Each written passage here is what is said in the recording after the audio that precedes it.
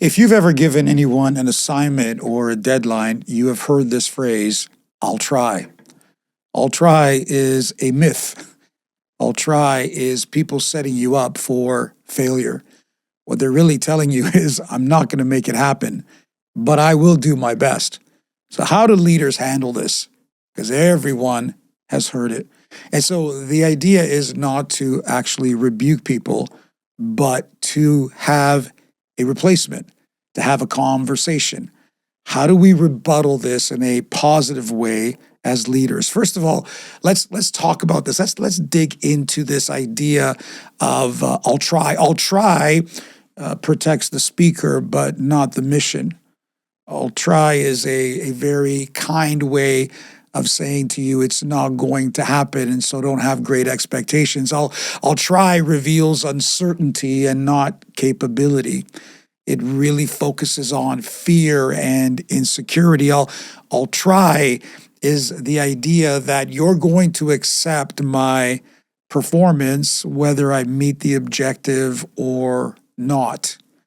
But as a leader, if you walk away, you have literally solidified that culture, and you have now accepted that it's just not going to happen.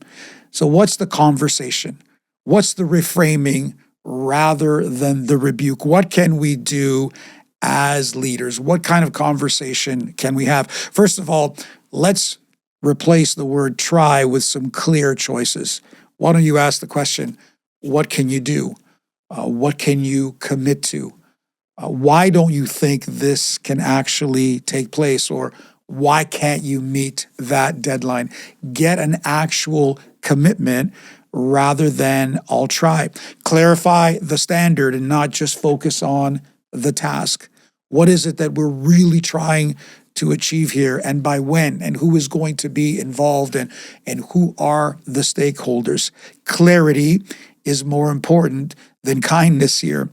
Number three, we create a safe environment to receive the honest no's. If they are literally telling you this cannot happen, I don't have the time, I don't have the capacity, you want to hear that rather than just I'll try.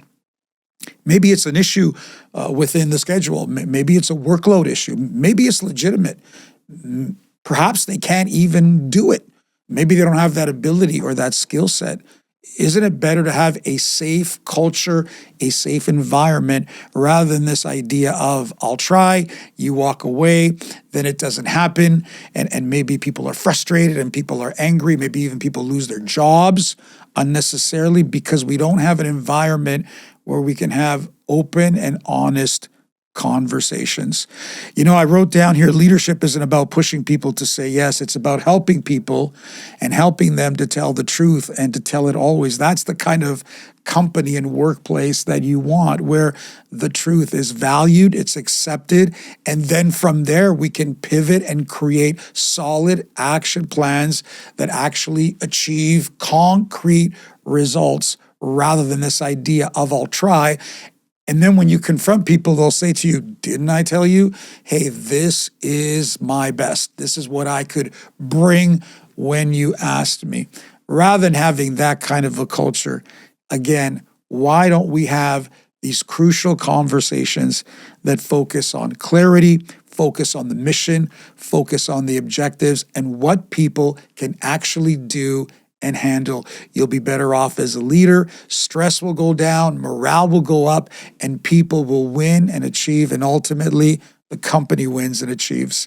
You have it within you, my friends. Listen, don't accept I'll try. It's a myth. It never works.